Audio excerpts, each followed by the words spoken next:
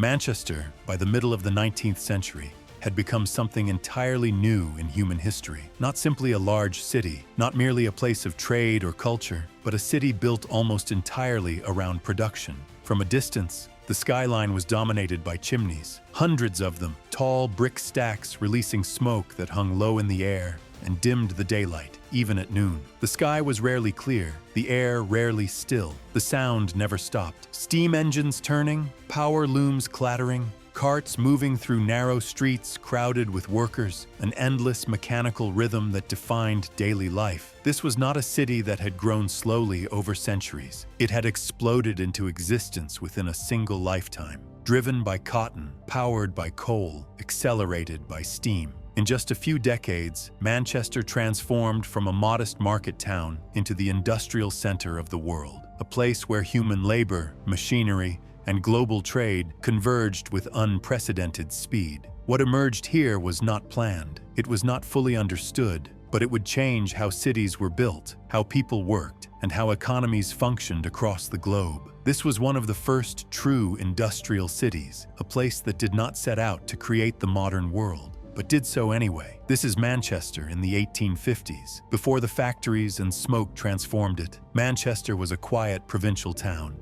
In the mid-17th century, it was a modest market center serving the surrounding countryside. Farmers brought produce and wool into town, traders filled the marketplace, and small workshops produced textiles by hand. Around 1750, the population was only about 20,000. There were churches, inns, and narrow streets built around local trade. The River Irwell flowed through the town, providing water and a simple route for transport. Life moved at a steady pace, shaped by daylight, seasons, and agriculture. Nothing about Manchester suggested it would become the center of a global industrial system. It was not the largest or richest town in the region. It was one of many similar settlements across northern England. Then cotton began to change everything. In the late 18th century, the first cotton mills appeared, powered by water and later by steam. New machines allowed thread and cloth to be produced faster than ever before.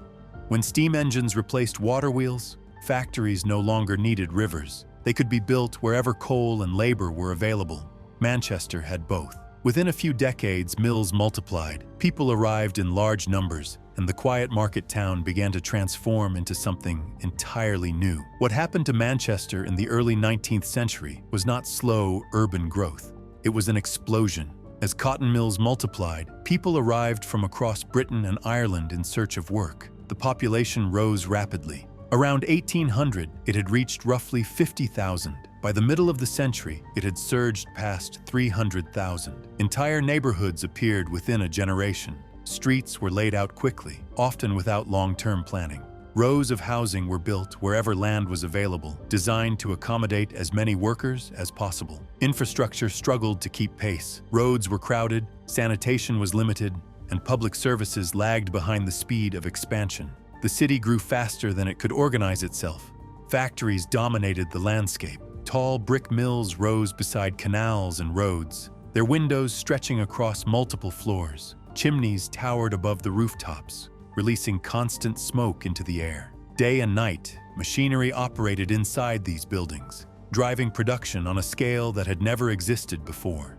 The transformation was so rapid that within 70 years, Manchester barely resembled the market town it had once been. Open land had given way to dense industrial streets. Workshops had become factories. The pace of life had accelerated dramatically. Manchester was no longer growing naturally.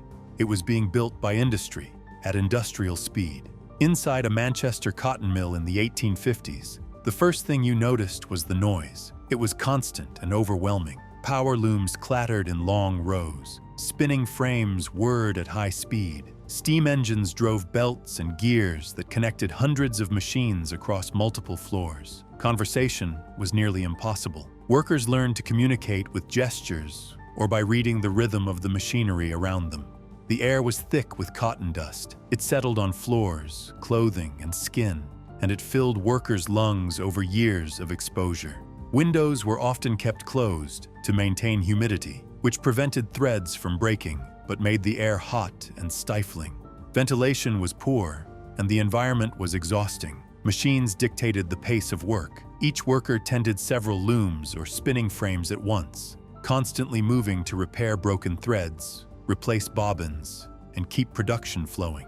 A moment of distraction could lead to injury. Fingers caught in gears, hands crushed by moving parts. Accidents were common and often severe. Shifts typically lasted 12 to 14 hours, 6 days a week. Breaks were short and controlled by the factory bell. It determined when workers arrived, when they ate, and when they left. Time itself became regulated by the needs of production.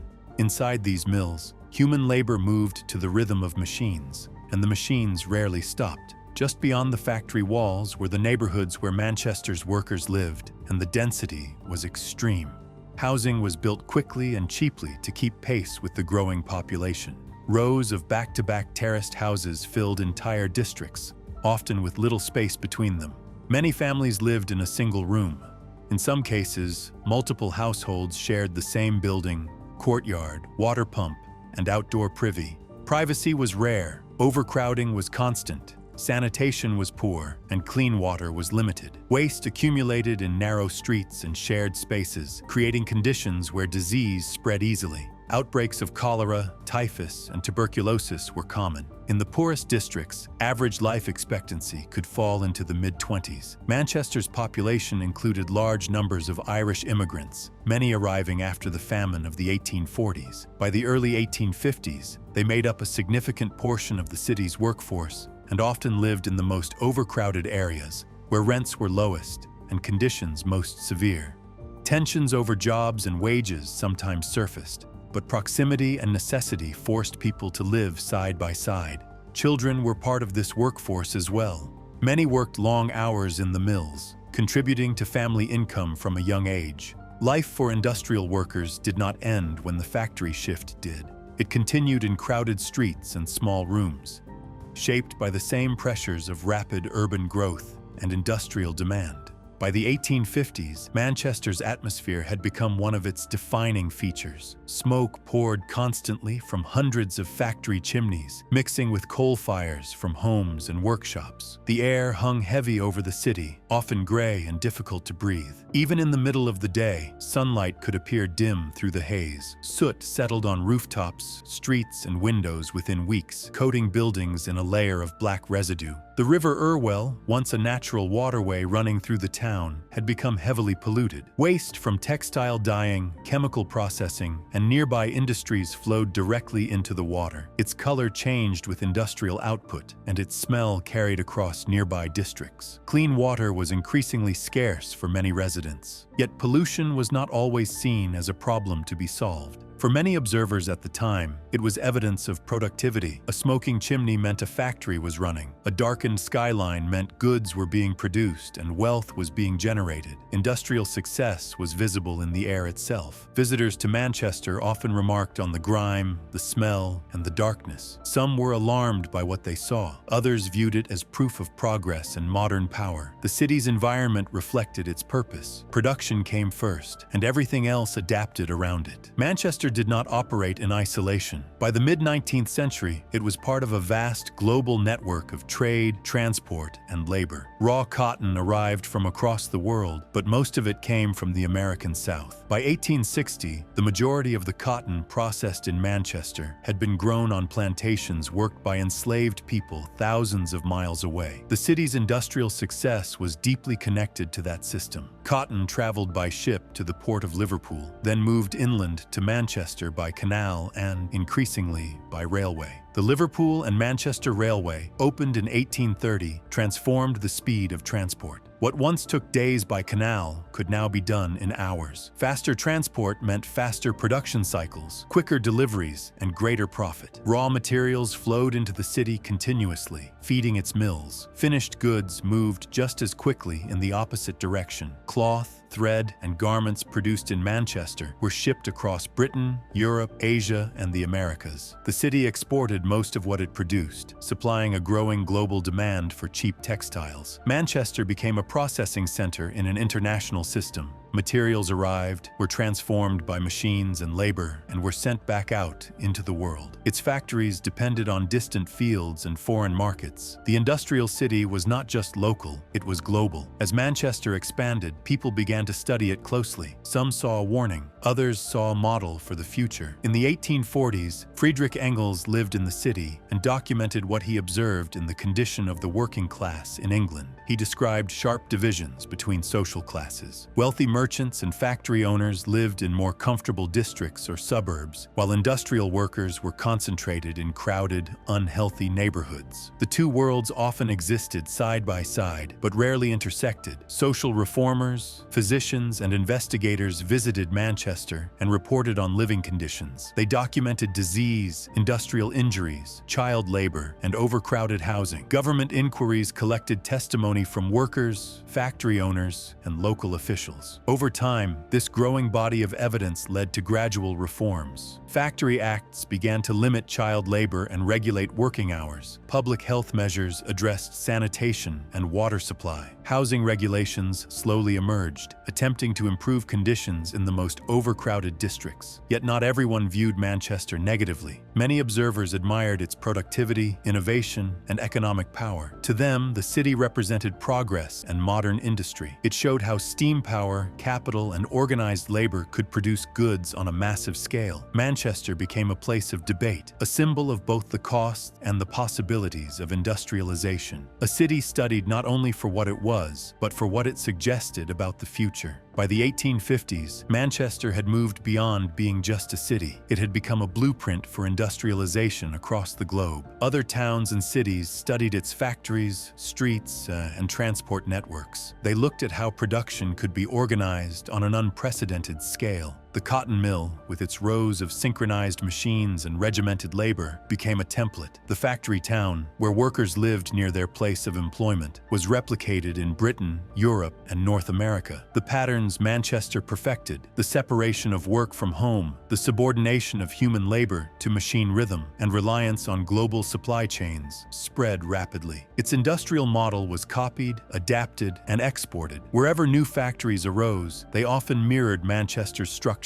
from urban planning to labor management. Yet the replication came with the same challenges. Overcrowding, pollution, poor sanitation, and labor exploitation followed in the wake of industrial growth. Reformers in other cities looked back at Manchester as both a warning and an example. It proved that these conditions could be endured, managed, and sometimes justified in the name of progress. In many ways, Manchester had created the first modern industrial system, a network of factories, transport, and global trade that defined how cities and economies would operate for generations. It was no longer unique, it was a template, a city whose influence stretched far beyond its blackened skyline, shaping the modern world itself. Standing on a bridge over the River Irwell in the 1850s, looking out across Manchester, the scale of transformation is impossible to ignore. Chimneys stretch into the distance, belching smoke that darkens the sky. Mills line the streets, their windows glowing with the constant work of thousands of machines. Workers stream out at the end of a shift, their faces coated in dust, their movements dictated by the rhythm of the factory bell. The city is not quiet, it is not clean, it is not comfortable, and yet it is undeniably powerful. Here, human labor, machinery, and global trade converge in a way that has never been seen before. The modern world announces itself in Manchester, not gently, but loudly, in the clatter of looms, the hum of engines, and the dense, ever-present smoke that hangs over the city. This was a city that created wealth and innovation at an unprecedented scale, but at a human cost that could not be ignored. Life in industrial Manchester was governed by work, not nature, by productivity, not leisure, by the machine,